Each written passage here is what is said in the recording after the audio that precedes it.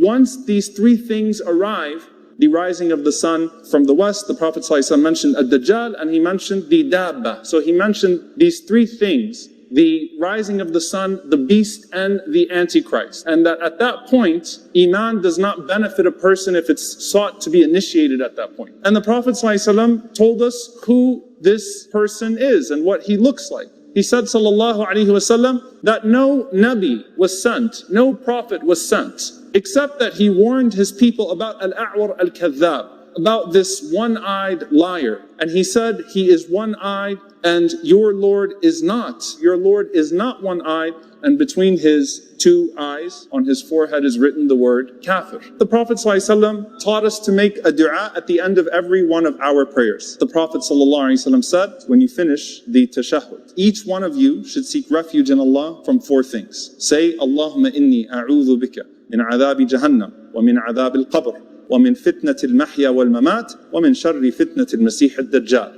O Allah, I seek refuge in you from the punishment of Jahannam, wa min adhab al-qabr, and from the punishment of the grave, wa min fitnati al-mahya wal-mamat, and from the trials of life and death, wa min sharri fitnati al-masih al-dajjal. The Prophet ﷺ said, memorize this and say it at the end of every prayer before your taslim. The Prophet ﷺ said, whoever memorizes 10 verses from the beginning of Surah Al-Kahf, he said, Usima min ad-Dajjal, he will be immune from the fitna. In another narration, the Prophet ﷺ mentioned the last 10 verses of Surah Al-Kahf. Number 5, the Prophet ﷺ taught us to flee from fitna. He said, sallallahu alaihi wasallam, let he who hears of the Dajjal go far away from him, for I swear by Allah that a man will come to him thinking that he is a believer. He'll challenge him, and then he'll leave confused by the ideas and by the deception of Dajjal. So the Prophet ﷺ taught us in general, don't put yourself in bad situations. Dajjal does not arrive in a vacuum. He does not come at a random time. There are things that precede him that are not just signs, but that make the environment for deception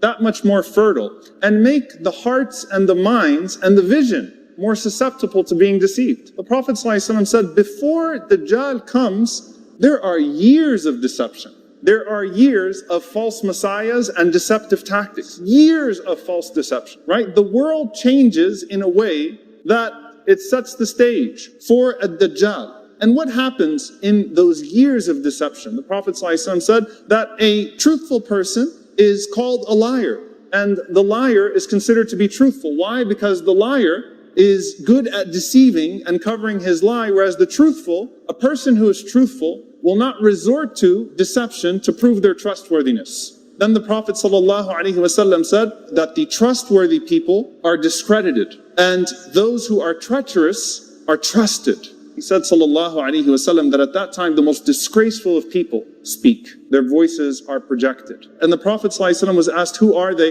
SubhanAllah, the way he described them, he said, al-fuwaythiq, little men. SubhanAllah, little people, little wicked people. They cause all types of issues for people. This is what precedes ad-Dajjal. The world prior to him is a world where realities are distorted, and people seek to create their own paradise on earth. The tools to distort shallow realities become more advanced. So people can't see beyond the movies and the graphics and the tactics and that stuff right in front of them. They can't see beyond that. But at the same time, they trust it more. Dajjal himself, this false messiah, he knows he's an imposter. And he sees things. Allah subhanahu wa ta'ala will cause him to see things that put him in his place. The Prophet ﷺ said when Dajjal comes to Medina, he would see the angels standing in front of Al-Medina holding their armor, and he would not come anywhere near them. When Dajjal sees Isa alayhi salam, the actual Messiah, Jesus peace be upon him, literally starts to dissolve and run, melts and flees away from him because he knows he's an imposter and he knows that his time has come.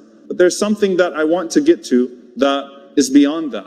When Dajjal is presenting all of these different things to people, a virtual reality that you can step into. He's presenting to you the dead. He cooperates with the shayateen so that the shayateen would take the image, would take the vision of a person who has passed away that believes in him. There's something very specific that I want to get to, and that is when Dajjal actually presents his Jannah. When Dajjal presents his Jannah and says, enter into my Jannah, go ahead and enter into my paradise. And there's something of his magic, subhanAllah, and these tricks and this deception. So then what happens when this Dajjal presents his Jannah and says, here, you can escape and you'll have everything that you want. You don't have to wait for anything. Just go ahead and step in. Someone that might say, you know what, I don't care, I'll step in anyway. What's the worst that could possibly happen? And the Prophet ﷺ said that he comes with the likeness of paradise, the appearance of a paradise, and he said that his Jannah is actually fire.